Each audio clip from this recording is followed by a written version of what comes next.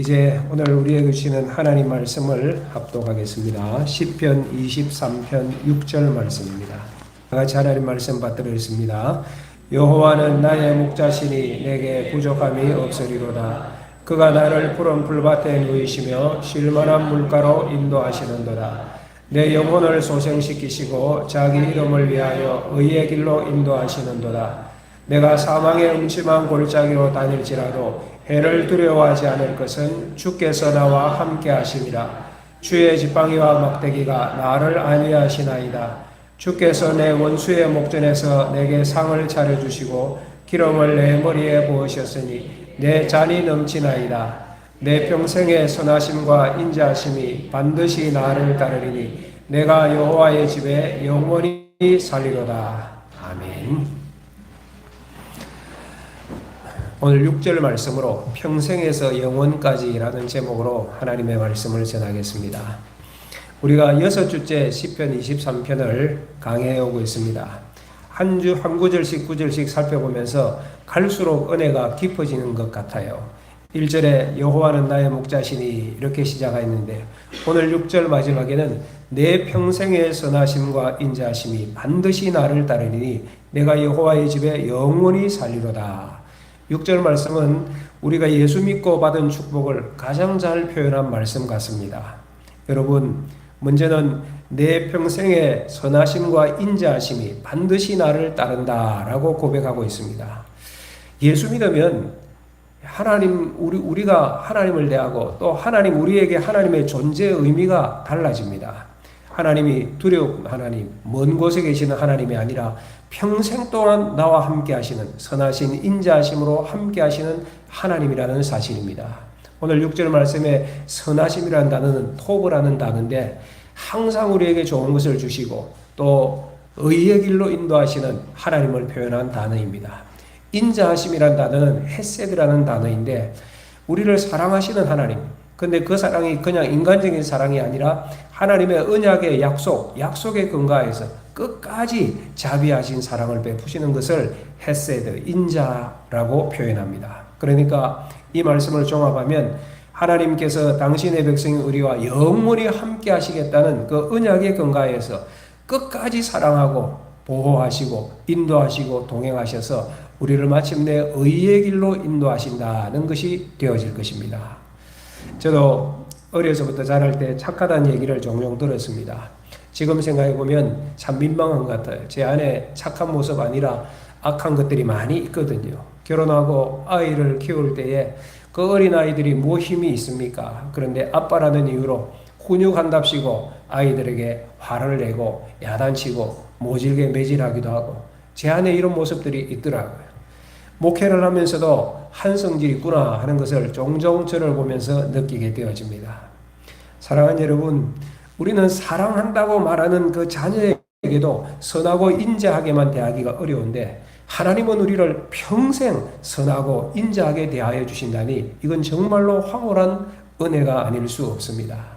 특별히 오늘 그 다음 말씀 보면 나를 따르리니 하나님의 선하고 인자하심이 나를 따른다는 표현인데 따르다는 이 표현은 원문에서 보면 꽤 강한 표현입니다. 라다프라는 단어인데 쫓아오다, 추격한다 이런 뜻이에요. 무슨 의미입니까? 하나님의 선하시고 인자하신 그 축복이 줄곧 나를 쫓아오고 있었다는 사실입니다. 그것도 반드시 나를 따르리니. 오늘 이 시간에 여러분이 잠깐만이라도 머리를 숙이고 기도해 본다면, 여러분의 삶을 생각해 본다면 그동안 내 삶 가운데 하나님의 선하시고 인자하신 은혜, 나와 함께 하신 은혜가 얼마나 큰가 여러분들이 정녕 알 수 있게 되어질 것입니다. 그래서 우리 교회도 여러 성도들이 기도할 때마다 먼저 하나님 감사합니다 이렇게 시작하세요. 대화할 때도 시작도 감사, 끝도 감사, 항상 감사가 입에 배어있는 성도들을 만날 수가 있습니다. 옛날에 어떤 성도는 수표를 쓰실 때마다 그 수표 끝자락에 땡큐 하고 썼는데 이게 사람에게 땡큐가 아니라 하나님께 감사. 요즘은 뭐 다 그냥 그 온라인상으로 말해야지만 과거에 고지서를 낼 때 전기요금 고지서, 전화요금 고지서에도 이분은 항상 그 구석에 땡큐, 하나님께 땡큐, 심지어 세금을 낼 때도 그렇게 했다고 합니다. 그러나 오늘 이 말이 실감나지 않는 분도 계실 것입니다. 특히 현재 어려움을 겪고 있는 분이라면 그럴 수 있을 것입니다. 왜? 하나님이 정말로 선하고 인자하신 분이시라면 왜 나에게 이러한 어려움이 생기느냐 하는 것이지요. 여러분, 이처럼 하나님을 내가 처한 형편에 따라 판단하는 것은 어린아이와 같은 믿음입니다. 형편이 좋으면 나에게 좋으신 하나님이고, 형편이 어려우면 하나님을 원망하고 의심하면 그 믿음은 아이와 같은 믿음인 것이죠. 오늘 시편 23편을 기록했던 다윗이 형편이 언제나 좋았기 때문에 육철처럼 내 평생의 선하심과 인자심이 반드시 나를 따릅니다, 그렇게 고백한 것 아닙니다. 우리가 이미 많이 살펴봤지만은 다윗도 사망의 음침한 골짜기를 지날 때가 많았습니다. 그때에도 해를 두려워하지 않을 것은 왜? 주께서 나와 함께 하셨기 때문이라고 고백을 합니다. 그러니까 다윗은 형편을 보고 하나님의 선하심을 믿은 것이 아니고 하나님의 선하심을 먼저 믿고 그렇게 고백하고 살았던 사람이에요. 그러니까 목자 되신 하나님께서 지팡이와 막대기로 지켜주셨고, 원수의 목전에서 결국 잔치의 상을 받는 기쁨을 허락하여 주셨고, 마침내 6절의 5절의 고백처럼 내 잔이 넘치나이다 고백하는 인생을 살아가게 해주셨던 거예요. 요셉도 마찬가지였습니다. 죽을 구덩이에 빠지고 종으로 팔려가기도 하고 감옥에 들어가는 기막힌 어려움들을 많이 겪었지만은 하나님의 선하심과 인자하심을 믿었습니다. 그러니까 요셉이 그 큰 어려움들을 견뎌냈고 어떠한 상황에서도 최선을 다했던 것입니다. 여러분, 요셉이 이렇게 살았던 것은 하나님께서 요셉과 함께 하심을 요셉이 알았고 믿었기 때문입니다. 그런데 이걸 요셉만 알았던 것이 아니에요. 요셉 주변에 있는 사람들도 하나님께서 요셉과 함께 하신다는 것을 알았어요. 창세기 39장 2절과 3절에 이렇게 기록되어 있습니다. 여호와께서 요셉과 함께 하심으로 그가 형통한 자가 되어 그의 주인 애굽 사람의 집에 있으니 그의 주인이 여호와께서 그와 함께 하심을 보며 또 여호와께서 그의 범사에 형통하게 하심을 보았더라. 여호와께서 요셉과 함께 하시는 것을 그의 주인도 보았고 주변 사람들도 알았다고 표현하고 있습니다. 우리가 하나님을 믿어도 이렇게 믿어야 됩니다. 좋은 형편일 때만 하나님을 믿는 것이 아니라 어떠한 형편에서도 여전히 하나님은 선하시고 인자하시다, 이건 믿으시기를 축복합니다.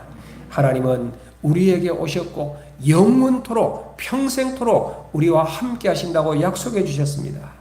예수님께서 부활 성천하시면서 마지막으로 제자들에게 이렇게 말씀하셨죠. 마태복음 28장 20절, 내가 세상 끝날까지 너희와 항상 함께 있으리라. 마지막으로 주님께서 제자들에게 약속하셨어요. 세상 끝날까지 항상 함께 있으리라. 히브리서 13장 5절에도 이렇게 말씀합니다. 내가 결코 너를 버리지 아니하고 너희를 떠나지 아니하리라 하셨느니라. 신명기 31장에서 하나님께서 이스라엘 백성들에게 약속해 주셨던 말씀이지요. 사랑하는 여러분, 여러분은 하나님이 평생 나와 함께 하시고 결코 나를 떠나지 아니하신다, 그 증거를 가지고 계십니까? 여러분, 하나님이 정말로 나의 아버지시다. 여러분, 하나님을 아버지라고 부르십니까? 예수님 나의 구주시다 믿고 고백하십니까? 죄를 지었을 때 마음에 상함이 있고 두려워하는 마음으로 회개해야 되겠다, 이런 마음이 생겨나십니까? 이런 분들은 하나님이 함께 하시는 분들이에요. 오늘도 예배 드리는데 말씀을 듣고 찬양을 할 때 하나님의 은혜를 누리십니까? 이웃들을 대할 때, 성도들을 바라볼 때 용서해야지, 사랑해야지, 이런 마음들이 조금씩 더 생겨나십니까? 살아가면서 하나님을 향한 거룩한 소원들이 불쑥불쑥 일어나십니까? 여러분이 그러하다면 여러분 안에 성령님이 계시다는 증거인 것입니다. 사랑하는 여러분, 환경과 형편이 달라도 하나님은 변하지 않으십니다. 여러분을 버리지도 않으십니다. 떠나지도 않으십니다. 언젠가 어느 성도가 저에게 찾아왔는데 심각하더라고요. 표정이 심각해요.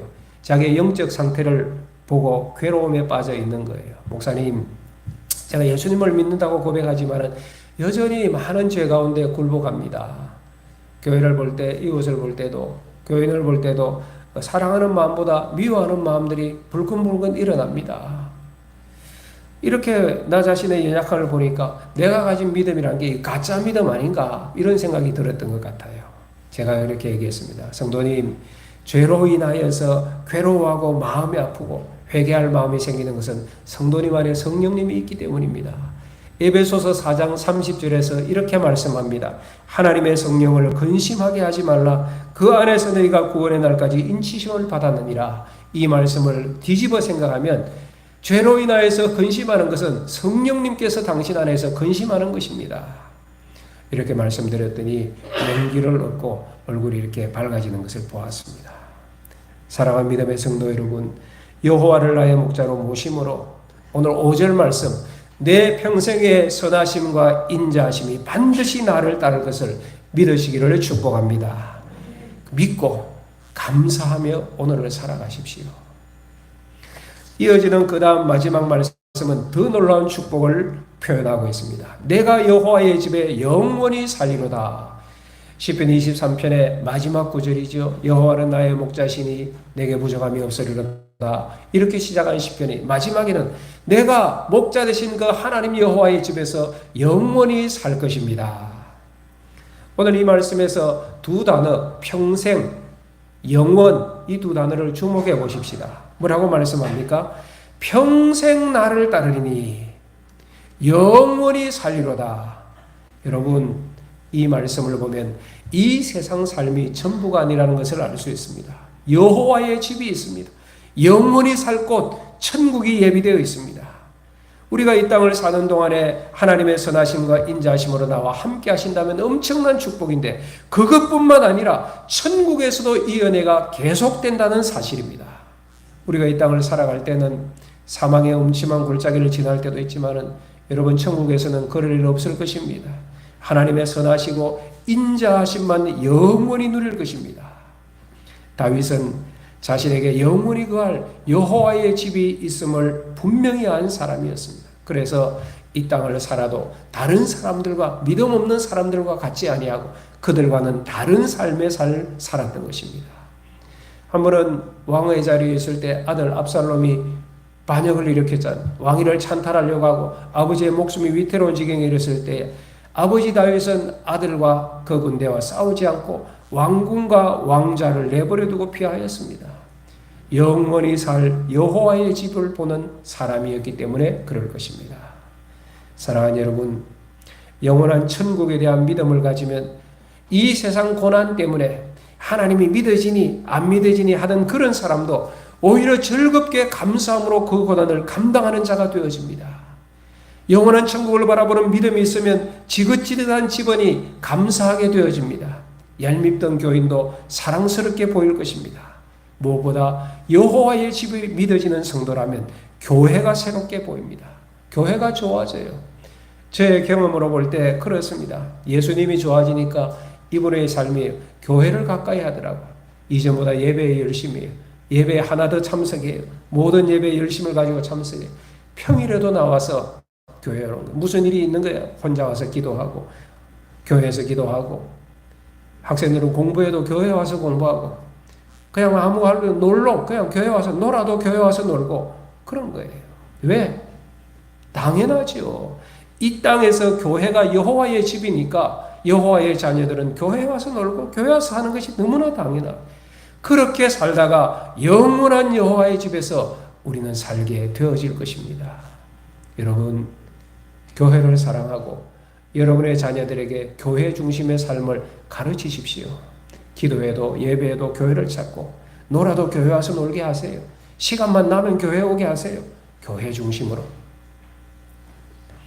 그렇게 이 땅에서 살 뿐만 아니라 우리는 죽음 이후에 영원한 나라를 바라보며 살아가는 것입니다. 내가 여호와의 집에 영원히 살리로다. 손정원 목사님은 순교자로 참 귀한 믿음을 가지셨던 분, 저도 많이 소개를 드렸던 분입니다. 이분이 일제강점기에 고난 가운데서도 믿음을 지켰고 끝내는 순교의 길을 걸어갔던 분 아닙니까? 이분이 작시한 찬양 가운데 주님 고대가 찬양이 있습니다. 낮에나 밤에나 눈물 머금고 내 주님 오시기만 바라봅니다. 다시 오실 주님을 항상 소망하는데 그냥 찬송만 그렇게 한 것이 아니라 실제로 이분은 그렇게 살아가셨던 것 같아요.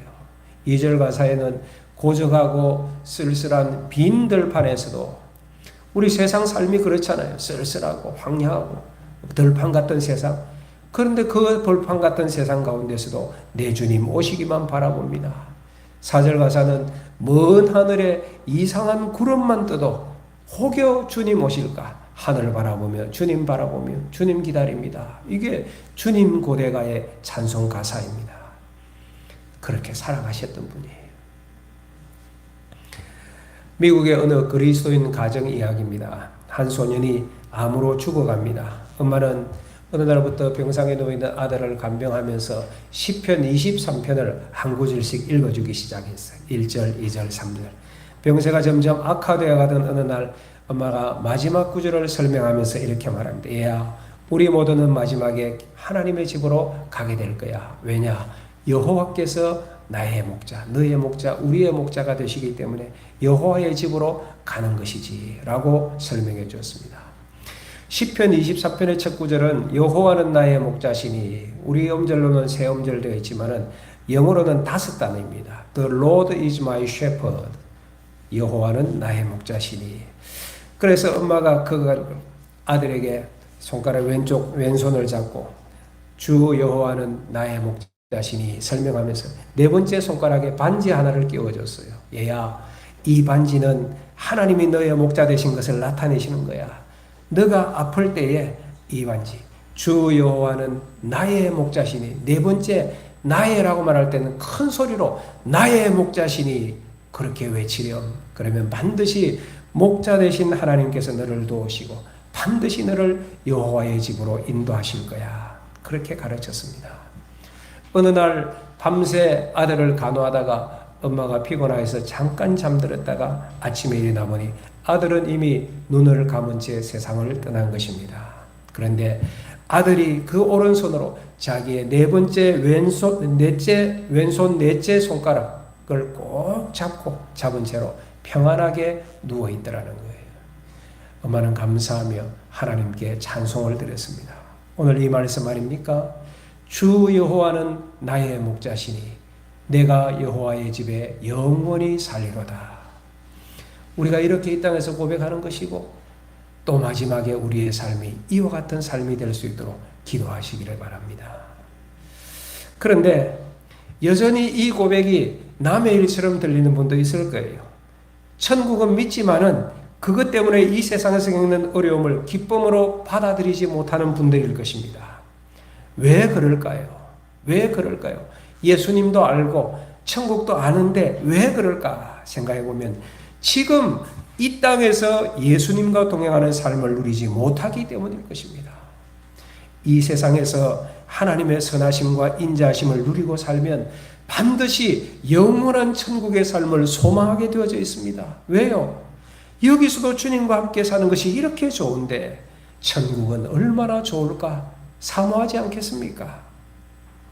반대로 말하면 지금 주님과 친밀하게 살지 못하기 때문에 하나님과 영원히 사는 것이 잘 느껴지지 않는 것입니다. 어떤 이유로 아버지와 아들이 오랫동안 떨어져 살다가 나이가 많이 들어서 만났다고 생각해 보십시다. 마음으로 반갑기는 하겠지만은 친밀감을 느끼기는 쉽지가 않을 것입니다. 어떻게 해야 됩니까? 나면서부터 평생 함께 하면서 아버지와 아들이 함께 웃고 함께 울고 함께 사랑하며 살던 그 아버지와 아들이 그렇게 살다가 나이 들면요, 말 없어도 아버지의 마음을 느끼지 않습니까? 떨어져 있어도 서로 보고 싶잖아요. 만나면 더 반갑고. 사랑하는 여러분, 우리가 하나님을 믿어도 예수님을 믿어도 이렇게 믿으셔야 합니다. 어떻게 살아야 할까요? 항상 목자 대신 예수님을 바라보며 살아가는 신평교회 모든 성도들 되시기를 축복합니다. 언제부터요? 언제부터 예수님 바라보실래요? 내일부터요? 1년 후부터 하실 겁니까? 아니에요. 오늘 여기에서, 오늘부터 지금 이 시간에 하나님을 믿고 하나님을 사랑하고 함께 하심을 누리며 살아야 합니다. 다윗이 그랬을 거예요. 어린 소년 목동 시절부터 하나님과 친밀한 교제를 나누었던 소년 다윗, 자라서도 그런 거예요. 그러니까 이런 시편 23편 같은 아름다운 찬송을 하나님께 드릴 수 있지 않았을까? 여호와는 나의 목자시니 내게 부족함이 없으리로다. 마지막이 뭐예요? 내 평생의 선하심과 인자하심이 정녕 나를 따르니 나와 함께 하셔서 내가 여호와의 집에서 영원히 살게 될 것입니다. 이 고백할 수 있는 거예요.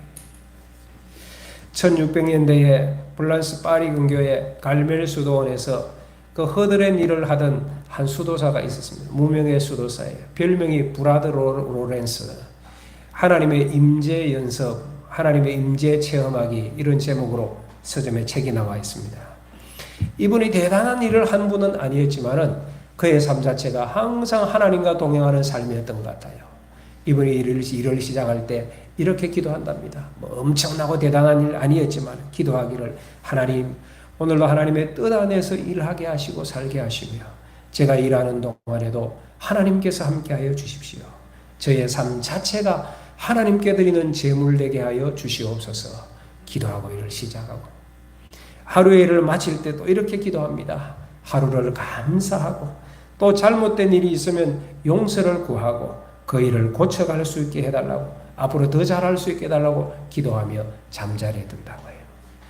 그 이분은 일상을 주님과 함께 하는 거예요. 음식을 만들 때에도, 청소를 할 때에도, 사람을 만나고 대화를 할 때에도 그 중심에 하나님이 계세요. 기도하는 마음으로 대화하고 일하고 그 마음으로 하나님을 느껴나가고 순간순간 하나님과 동행하는 삶을 누리고, 그리고 어느 순간이나 찬양하며 그렇게 하루하루를 살아갔어요. 그래서 이분을 보면 하나님의 임재를 느끼고 경험하는 사람들이 주변에서 생겨나게 된 거예요. 그분을 보니 하나님이 함께 하시고 하나님이 이 가운데 함께 하시고, 그를 통하여 사람들이 하나님의 임재를 느끼게 되었다고 합니다. 사랑하는 여러분, 우리가 예수님을 믿어도 이렇게 믿어야 하는 것이지요. 이렇게 믿는 것이죠. 그래서 기도할 때마다 내 삶 가운데 그리스도의 향내가 나기를 기도하는 거예요. 시편 23편은 이렇습니다. 여호와는 나의 목자시니 내게 부족함이 없으리로다. 여호와께서 나를 푸른 풀밭에 누이시고 쉴 만한 물가로 인도하십니다. 여호와께서 나의 영혼을 소생시켜 주시고 자기의 이름을 위하여 나를 의의 길로 인도하여 주십니다. 내가 사망의 음침한 골짜기로 다닐지라도 해를 두려워하지 않을 것은 주님께서 나와 함께 하심이라.